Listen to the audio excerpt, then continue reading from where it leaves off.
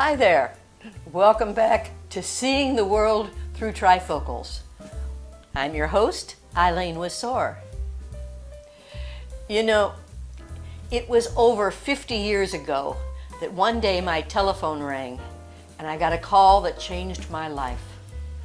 I hadn't won the lottery and no one I loved had been hurt, but I, for many years, would carry a scar from that call. And it was one of those calls made in love. It started with, Eileen, God told me to call you and apologize to you and ask your forgiveness. Well, immediately I started trying to remember why she needed to apologize to me. I didn't remember any issues between us, but there must have been one, especially if God Himself had told her she needed to say she was sorry. Finally, she said that she was talking to another lady at church, and my name came up. And she described me to this other lady as, Eileen is like a bull in a china shop. My first response was, hey, what's the problem? Those remarks didn't bother me. Not then. She was right. I do often charge in where others won't go, and I will say what others won't say if it needs to be heard. I was just like my daddy. Why did she think that would offend me? But within minutes of hanging up, it began to bore into me like a tick. If God Himself had told her to apologize, maybe He was trying to tell me that was exactly what I was. Everyone thought that a bull in a china shop was completely out of place, definitely intimidating, and even destructive.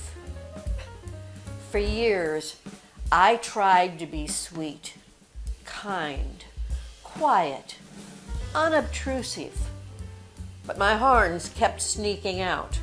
My mouth always moved quicker than my brain.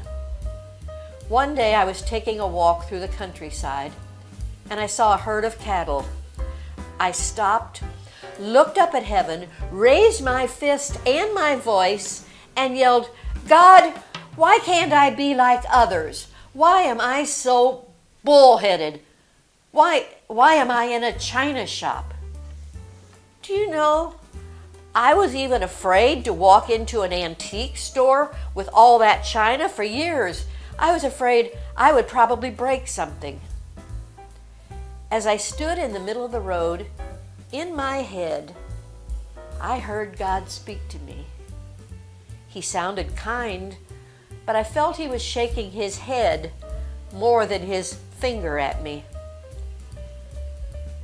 I heard Him say to me, daughter, I created all things, including bulls, and I intentionally placed some of them in a china shop.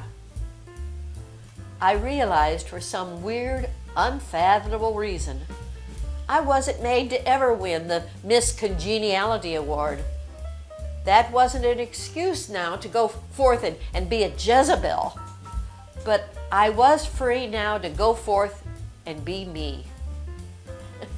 One of Bill's and my favorite TV shows was The Mythbusters. And one season they had an episode on a bull in a china shop.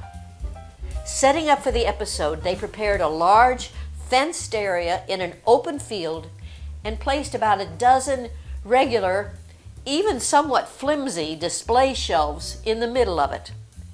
They left just enough room for a normal-sized bull to fit between each shelf and the fence and shelf ends with a couple of inches to maneuver.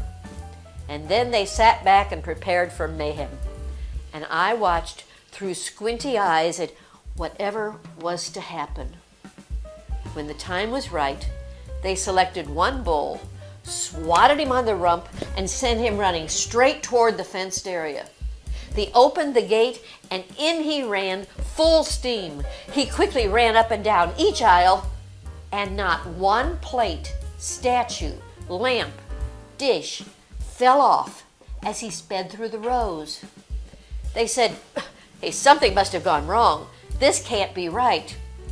So the Mythbusters got about 3 more bulls, aimed them in the china shop direction, whooped and hollered and watched as the herd entered into the fenced area just like the single bull had earlier. These bulls ran at full speed, circled everything multiple times, up and down each row, around the ends, each going his own direction, all with great enthusiasm and determination. But once again, the results were the same. Nothing they had predicted happened. You see, you can put a bull in a china shop, but that doesn't have to be a bad thing. It was only after the cattle had left and one of the Mythbusters went in and started knocking down the shelves that the expected mayhem finally happened. The bulls just stood to the side and watched the commotion. Following that show, I was proud to be bullish because I knew that was the way God made me, and no one else could do the specific job I was being prepared to complete. I promised God I would always remember a bull in a china shop doesn't mean they are there to cause chaos or trouble. They might be there to do God's work. I feel quite sure that most of his prophets were considered by others as bulls. No, I'm not a prophet, but never again will I try to be something I'm not. Just think how much more I might have accomplished if I hadn't doubted myself and God those 50 years ago. Live the life God called you to live. Trust that he made you the way he wants you to be, and then he can use you and bless you.